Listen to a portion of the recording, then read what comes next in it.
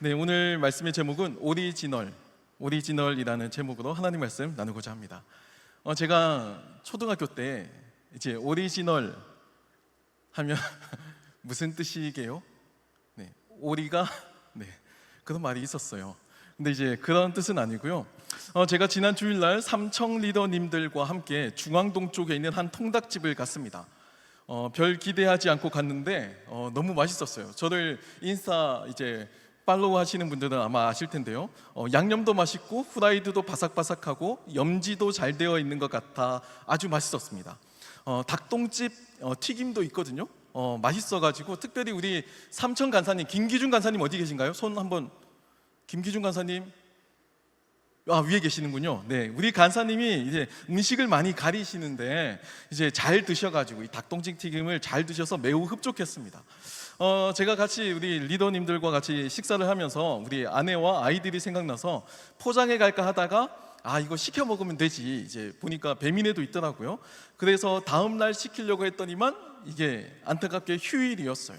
그래서 그날을 꾸역꾸역 참고 하루를 참고 화요일 날 바로 시켜 먹었습니다. 그리고 제가 인스타에 올렸죠. 배달을 해서 바삭함이 조금 떨어지긴 했지만 그래도 여전히 맛있었어요.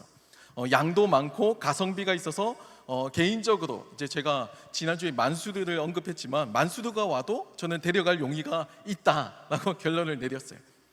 그런데 제가 맛있게 먹고 나서 한 가지 이상한 점을 발견했습니다. 왜냐하면 중요한 건 이 통닭집의 이름이었어요. 제가 시켜 먹은 이 치킨집의 상호명은 원주 통닭이고요. 그 설명으로 봉지에 원주식 통닭이라고 친절하게 다시 설명을 하고 있었어요. 그래서 제가 원주, 강원도 원주가 오리지널인가 싶었는데 중앙동 가게 그 간판을 보니까 또 뭐라고 적혀 있냐면요, 대구 동성로 40년 전통, 이렇게 쓰여져 있는 거예요. 제가 대구가 고향인 제 아내한테 이제 물어보니까 대구에서도 유명하다고 해요. 그래서 업소명 사진 이런 거 제 인스타 계정 보시면 볼 수 있는데 거기 분명히 대구 동성로 40년 전통 이렇게 간판에 쓰여져 있거든요. 그러니까 정리를 하면요, 원주 통닭이 대구에서 유명한데 그 대구에서 유명한 원주 통닭을 안산에서 먹은 겁니다. 자, 이 정도가 되면 좀 헷갈리죠? 이 통닭의 정체성은 뭘까요? 어디가 이 통닭의 전통, 오리지널이라고 할 수가 있을까요? 원주일까요? 대구일까요? 안산일까요? 어디가 이 통닭의 오리지널이라고 이야기할 수 있을까요? 오늘 우리가 읽은 본문 말씀은 베드로가 남긴 서신으로 알려져 있습니다. 수려한 헬라어를 사용하기 때문에 어부 출신인 이 베드로가 남긴 서신이 아니다라고 하는 이 비평학자들의 주장도 물론 있지만 저는 개인적으로 그 주장에 동의하지 않아요. 제가 신약학을 전공한 것도 아니지만 저는 거기에 동의하지 않습니다. 왜냐면요, 이미 교회의 전통에서 오늘 우리가 읽은 이 본문 말씀인 이 베드로 전서를 사도 베드로가 남긴 서신이라고 인정하고 그 권위를 받아들이고 정경으로서 존중하고 있기 때문입니다. 또 막말로요, 수려한 헬라어 문체가 베드로와 맞지 않는다라고 이야기를 하더라도 어부라고 해서 꼭 수려한 헬라어를 구사하지 못하리라는 법 없다고 저는 생각해요. 충분히 학습을 통해서 수려한 헬라어 배울 수 있다고 생각합니다. 또한 제도권 교육을 받지 않아도 언어의 소질이 있었기 때문에 헬라어를 더 빨리 배웠을 수도 있고요. 또 당시 그 대필 문화도 있었기 때문에 이 베드로의 말을 헬라어에 능통한 그 누군가가 받아서 기록을 했을 수도 있습니다. 베드로의 말을 헬라어로 이렇게 수려하게 기록하는 그 문화가 당시 헬레니즘에 있었거든요. 어찌되었든 교회 전통은 오늘 베드로 전서를 베드로가 남긴 서신으로서 인정하고 있습니다. 그런데 안타깝게도요, 오늘날 이제 실제로 우리가 접하는 이 교회 문화 속에서는 바울이 썼던 그 바울 서신들에 비해서 이 베드로 전서는 상대적으로 그 관심도가 좀 떨어지는 것 같아요. 일단 분량부터 차이가 나죠. 이 베드로 전서는 분량도 작고요. 사도 바울이 쓴 로마서 같은 경우는 굉장히 장대하잖아요. 율법이나 복음의 그 교리적인 내용을 막 체계적으로 설명하고 있어요. 하지만 베드로 전서는 그런 모습이 나타나지 않거든요. 그래서 상대적으로 관심이 좀 적은 게 아닌가라고 저는 생각합니다. 또 특별히 베드로 전서가 조금 이렇게 소외되는 이유 중에 하나가 논쟁이 되는 구절이 있어요. 여러분 나중에 집에 가셔서 베드로 전서 3장을 특히 주목해서 보시길 추천드립니다. 이 베드로전서 3장에는요 특별히 옥중에 갇힌 영혼들에게 선포하시는 예수 그리스도의 모습이 묘사가 되어 있는데 이게 상당히 많은 논쟁거리가 돼요. 예수님께서 돌아가시고 부활하시기까지 3일 동안의 시간이 있었잖아요. 그 3일 동안 우리 주님께서 무엇을 했는지에 대해서 여러 가지 막 추측을 하고 가설을 내세우기도 하는데, 이 베드로전서 이 구절을 통해서 막 많은 사람들이 막 추측하기도 한 겁니다. 직접 죽음의 그 지옥에서 고통을 받았다라는 입장도 있고요. 그러니까 이제 죽고 난 다음에 지옥까지 내려가셔서 거기서 고통을 받아야 진짜 죽음인 거야 라고 해석하는 사람도 있고, 아니야, 내려가셔서 부활을 내가 선포했다라는 입장, 이제 옥중에 내려가서 나 이제 살아날 거야 라고 죽음의 권세에 이제 하나님의 말씀으로 막 천명했다라고 보는 입장도 있고요. 심지어는 이 구절을 가지고 죽음 이후에 두 번째 기회가 있다라고 하는 주장도 나타나기도 했습니다.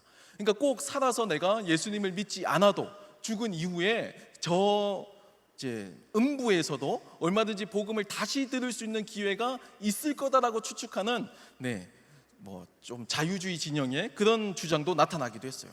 그런 여러 가지 논쟁이 이 본문 구절에서 나오기 때문에 베드로전서가 상대적으로 조금 소외되지 않았나 저는 생각합니다. 우리가 따르고 있는 이 개혁주의 전통의 교회는요, 이 예수님의 죽음을 비하의 절정, 좀 어려운 말인데 낮아지심의 극치로 이해합니다. 예수님께서 그 정도로 낮아지셨다라는 겁니다. 정말 죽음을 죽는 척 하신 게 아니고 실제로 우리와 같이 죽음을 맛보시고 죽음을 경험하시고 죽음의 그 좌절의 늪에까지 직접적으로 경험했다라고 보고요. 반면에 같은 개신교의 진영이지만 루터교회 같은 경우는요, 이 예수님의 죽음을 승귀의 시작, 즉 높아지심의 첫 단계로 보기도 합니다. 그래서 이 베드로전서 3장에 나오는 옥중에 가서 영혼들에게 전한 그 메시지는 내가 이제 죽음을 극복하는 승리자로서 나 다시 살아날 거야 라고 선포하는 그 단계로 이해하는 거예요. 베드로전서가 이런 논쟁적인 구절로 인해서 상대적으로 다른 이제 신약 성서들에 비해 내용이 묻혀 있긴 하지만, 저는 개인적으로 이 베드로전서의 주제를 꼽으라고 한다면 오늘 저희가 읽은 이 본문 내용이 베드로전서의 핵심 메시지라고 저는 생각합니다. 이 베드로전서가 기록되어 있던 그 당시 세계관은요, 초대교회가 박해 속에 직면해 있던 상황이었어요. 여러 가지 시험도 있고요, 도전도 있고요, 유혹도 범람하던 상황에서 흔들림 없이 그 신앙을 견고하게 지킬 것을 강하게 권고하고 있기 때문입니다. 특별히 두 가지 단어가 인상적으로 나옵니다. 오늘 본문을 보면요, 그리스도라고 하는 단어가 하나, 그리고 고난이라고 하는 단어가 하나, 이 두 단어가 여러 가지 의미를 통해서 연결되어서 나타나는데, 이것은 교회를 다니면서도 우리가 실제로 마주하게 되는 그 여러 가지 고난의 문제, 그 현실적인 문제가 실제로는 나만 겪는 고난이 아니고 나만 이제 그냥 우연히 겪게 되는 그런 문제가 아니고 그리스도인이라고 하는 정체성의 문제임을 보여주고 있습니다. 이 베드로전서 말씀을 통해서요. 우리는 기독교인이라고 불립니다. 더 엄밀히 말하면 개신교인이죠. 그런데 사실 조금 더 전문적으로 좀 엄밀히 구분하면요, 기독교는 사실 넓은 의미에서 로마 가톨릭 교회, 그리고 동방 정교회, 그리고 개신교회, 이 세 가지 부류를 모두 포함하는 단어가 이 기독교라고 하는 단어예요. 그리고 그 안에 이제 개신교회가 있고, 그 개신교회도 그 안에 루터 교회가 있고, 리폼드 처치라고 하는 개혁교회 전통, 이 두 가지가 또 나누어져 있습니다. 개혁교회도요, 하나가 아니에요. 그 안에 장로교, 성결교, 감리교, 순복음, 침례교 굉장히 다양하게 있고요.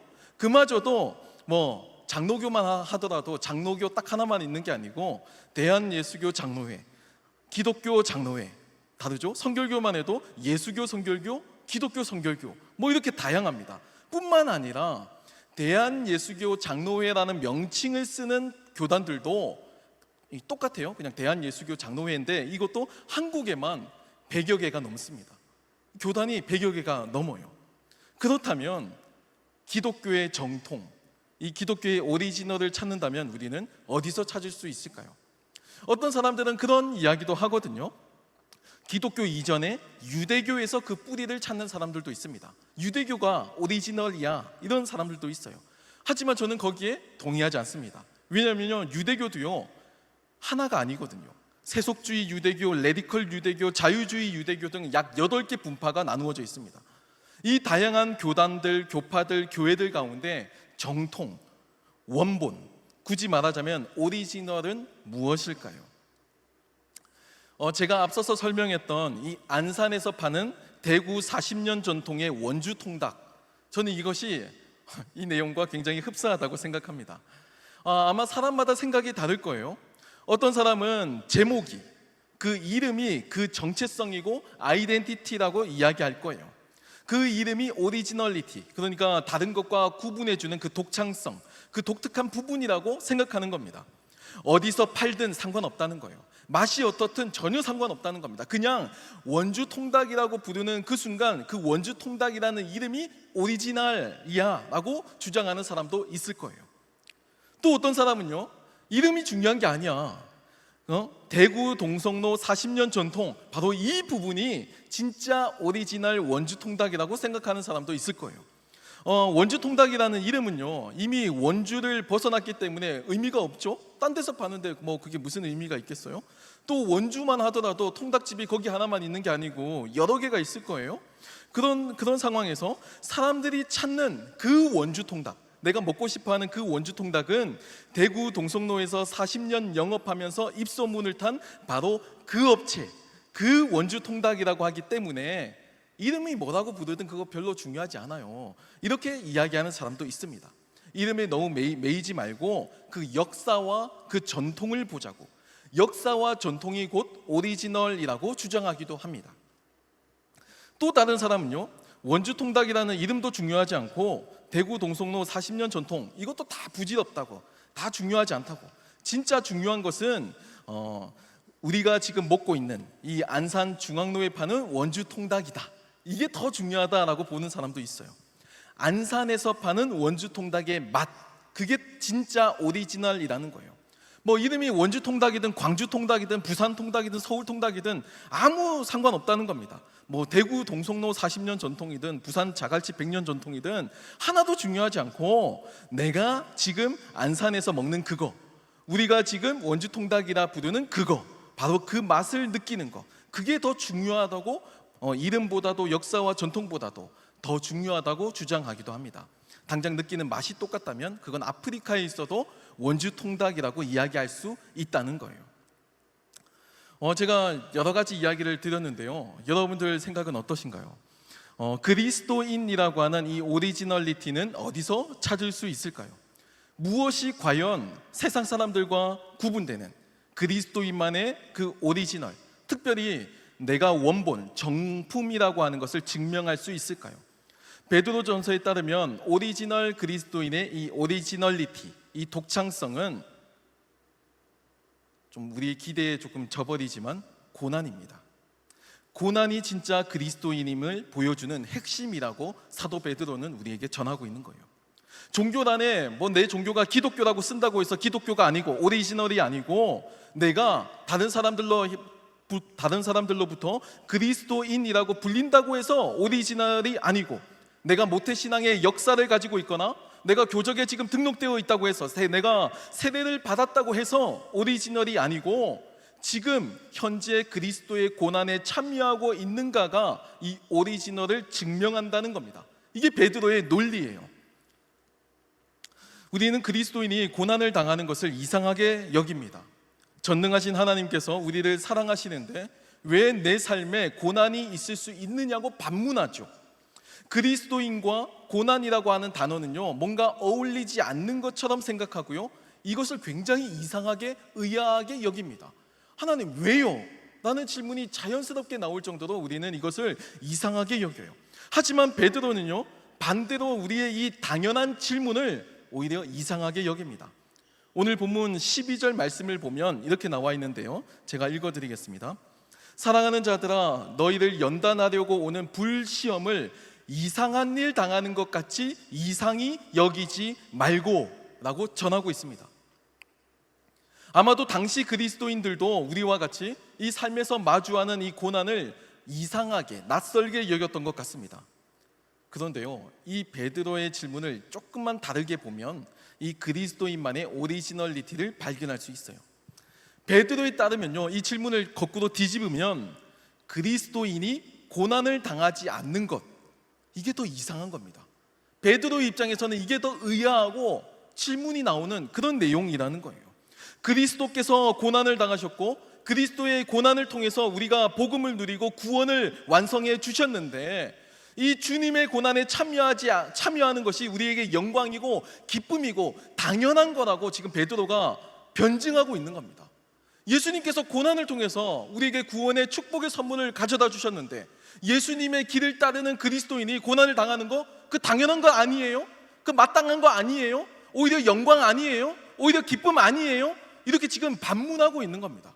전혀 이상하지 않다라고 이야기하고 있는 거예요. 오늘 본문 13절 14절 말씀을 보면요, 이렇게 나와 있습니다. 이 베드로의 말이에요. 오히려 너희가 그리스도의 고난에 참여하는 것으로 즐거워하라. 이는 그의 영광을 나타내실 때에 너희로 즐거워하고 기뻐하게 하려 함이라.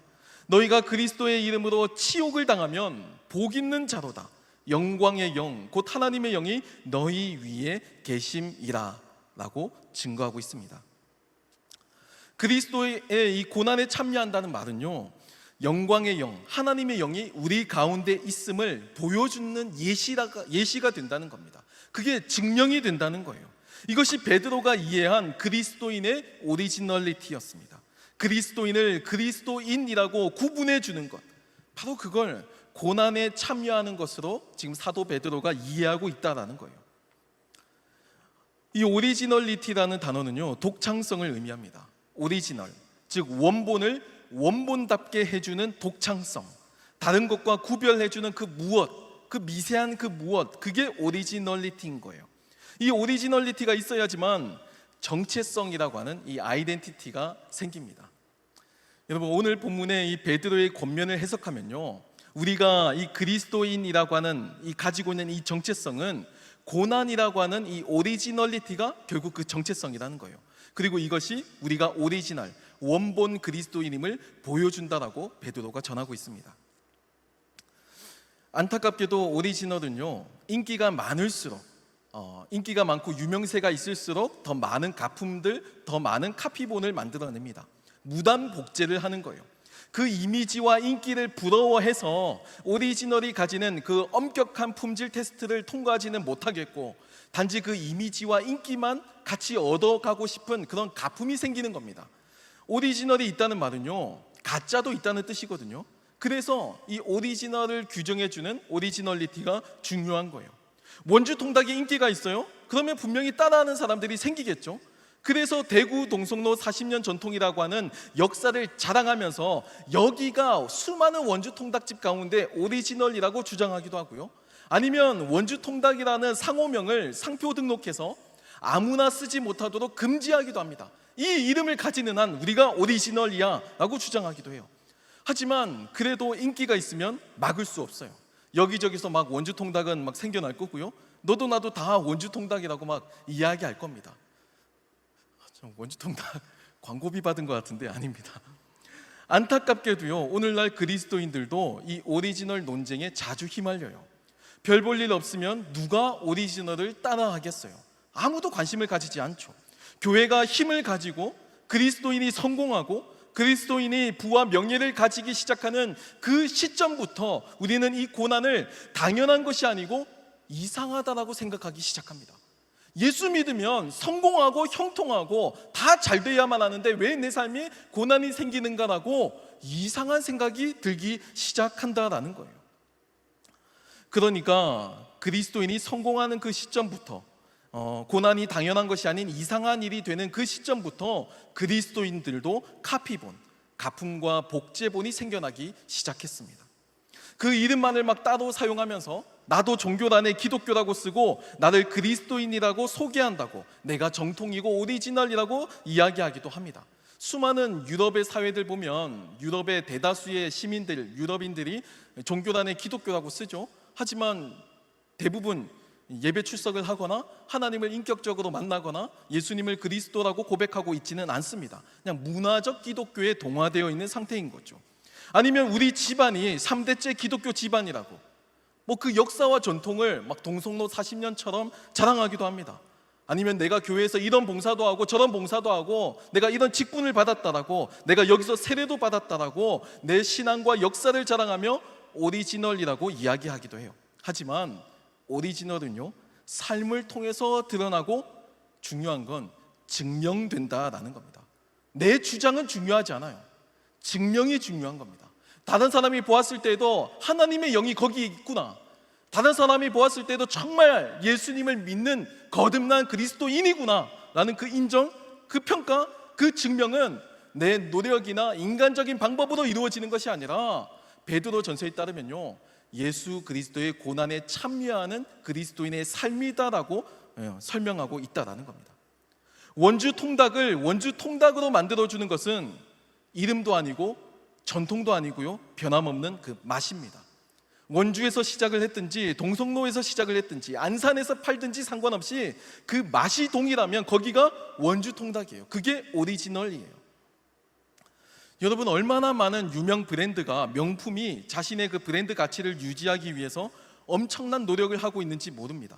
순간의 인기를 위해서 브랜드 가치와 다른 방향을 기웃거리지 않는 그 뚝심을 가지고 있어요. 그게 브랜드 파워죠. 또 한때 경기 침체와 불황으로 인해서 안 팔린다고 해도 함부로 세일 정책을 도입하지 않습니다. 일시적인 경기 어떤 불황이 생겨도 안 팔리고 재고가 쌓인다고 하더라도 결코 명품 업체는요, 자신의 그 제품을 헐값에 넘기지 않아요. 싸구려가 아님을 증명하면서 살아가는 겁니다. 명품은요, 그렇게 만들어지는 거예요.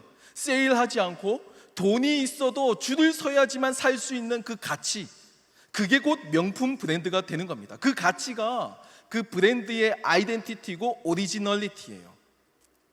그리고 그리스도인의 아이덴티티, 이 오리지널리티는 고난을 이상하게 여기지 않는 겁니다.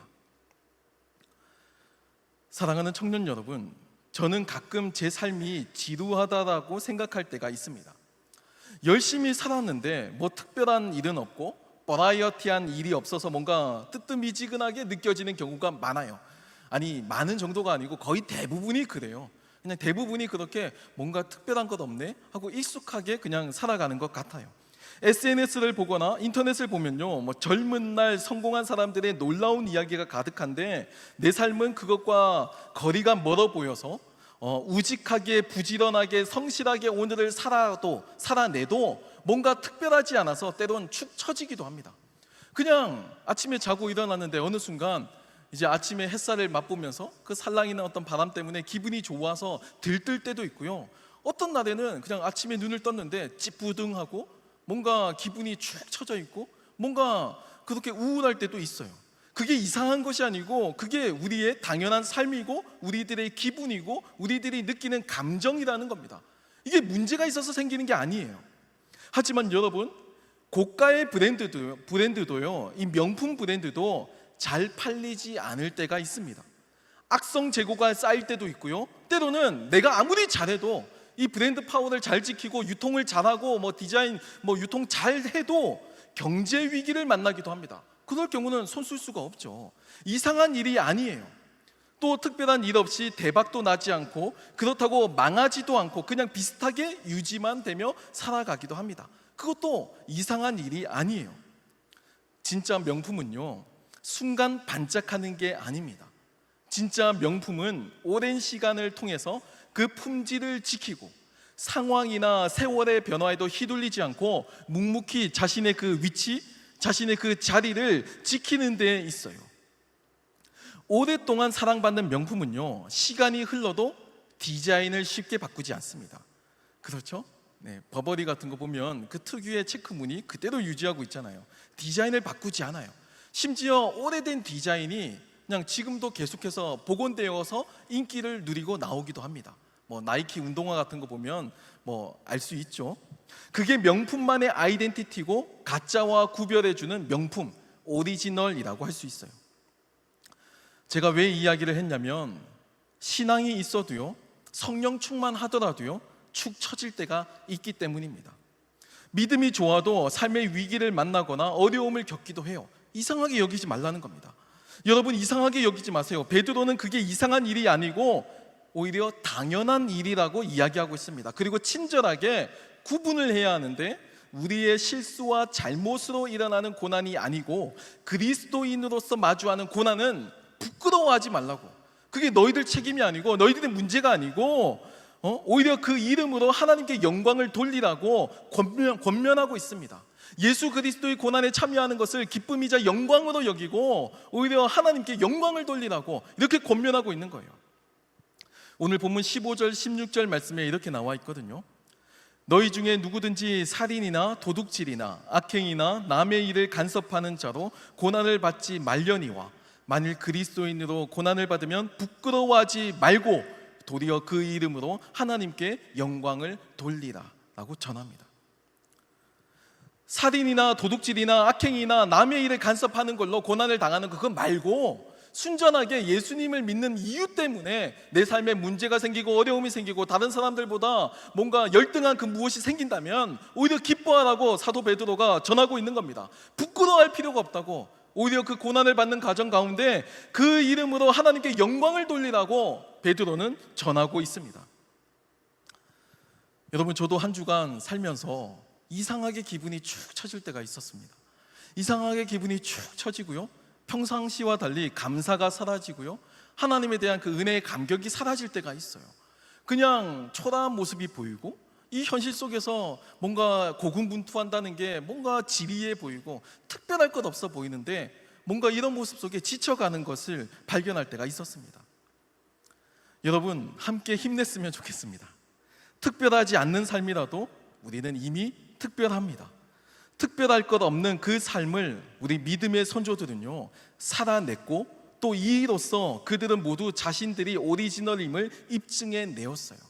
그들이 뭔가 버라이어티한 특별한 일을 선택해서 특별한 삶을 살아가는 것이 아니고 그 일상의 삶을 우직하게 그 자리를 지켜냈기 때문에 그것이 그들에게 오리지널임을 증명하는 계기가 되었다라는 겁니다.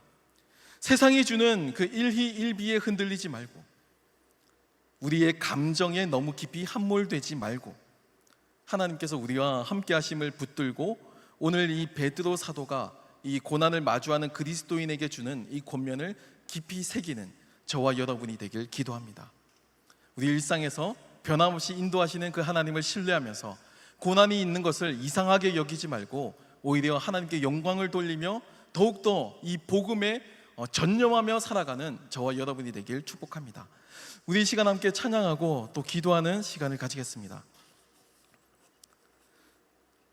우리 이 시간 함께 찬양하면서 고백할 때는요 우리 주만 의지에 함께 고백하길 원하는데요 마치 한 주간을 살았던 제 삶의 간증과 그런 고백인 것 같습니다. 특별할 것 없는 삶, 거기에 익숙해져야 하는데 아직까지도 적응을 못한 것 같아요. 제가 세상을 살아보니까 늘 자극적인 것만 추구하게 되는데 자극이 없으면 뭔가 특별하지 않으면 별 볼 일 없는 것처럼 느껴지더라고요. 우리 이 시간 함께 고백할 때 우리 주님만 다시 의지한다고 함께 고백하며 나아갔으면 좋겠습니다.